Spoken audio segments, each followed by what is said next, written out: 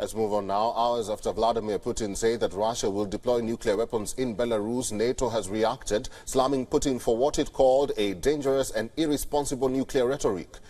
Ukraine's foreign ministry called for an emergency meeting of the United Nations Security Council after Putin's announcement. The Russian president on Sunday said Russia was not going to transfer nuclear weapons to Belarus. He said they were simply placing them in allied countries, taking a jibe at the United States.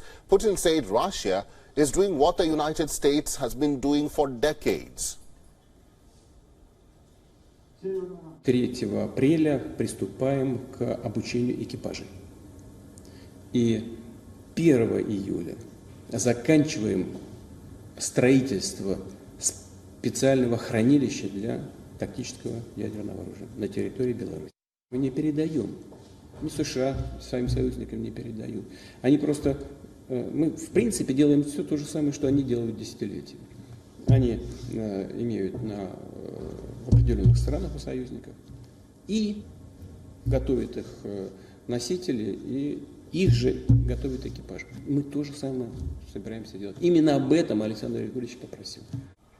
Reacting to Putin's announcement, NATO's spokesperson slammed Russia's nuclear rhetoric and said it was dangerous and irresponsible. NATO further said they are closely monitoring the situation and that there are no changes in Russia's nuclear posture.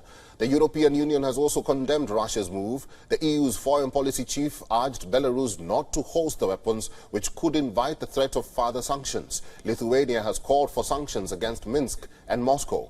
The United States has reacted cautiously, saying it has seen no indication that Russia has yet moved any nuclear weapons. National Security Council spokesperson John Kirby said the United States monitors the situation daily and that so far there was nothing that would cause the United States to change its own strategic deterrent posture. Ukraine's foreign ministry described Russia's announcement as another provocative step by Moscow that undermines the international security system as a whole. Ukraine has also called for a United Nations Security Council meeting in response to Russia's nuclear provocations. Kyiv has further asked the international community to take decisive measures to prevent Russia's use of nuclear weapons.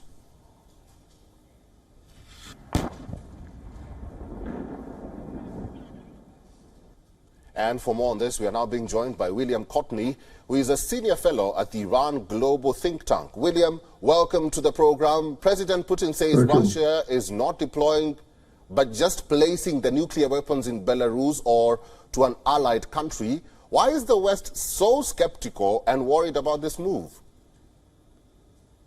The context in which President Putin, since 2018 especially, has been escalating nuclear rhetoric, nuclear threats.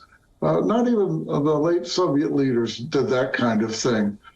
So in 2018, for example, he showed a video of a nuclear-powered cruise missile hitting the state of Florida.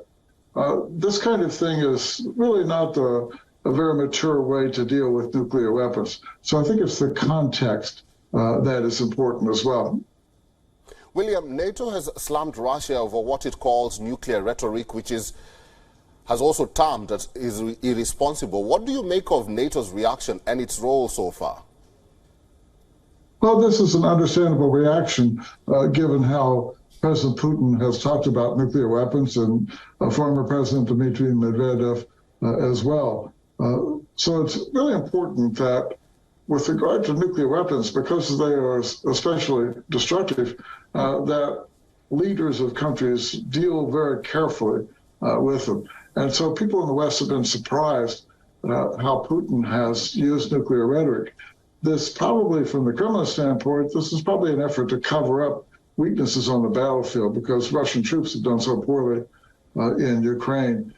So this may be one way to try to scare the Europeans and the Ukrainians as far as Putin is concerned. But so far it hasn't had any real impact. The Ukrainians are fighting hard. The Europeans and Americans are giving full support to Ukraine. William, there's this narrative that is going around about nuclear threat. Do you think there's going to be an impact on that, or what does this mean at this moment? Well, I think the prospect of Russia escalating to use nuclear weapons is quite low, very, very low. The Russians, though, have to find a way in Ukraine to pull their troops out if they want to have the Western sanctions eliminated, for example. And thus far, the Russians can't seem to win in Ukraine, but they haven't pulled out either. So it's kind of the worst of both worlds for Russia.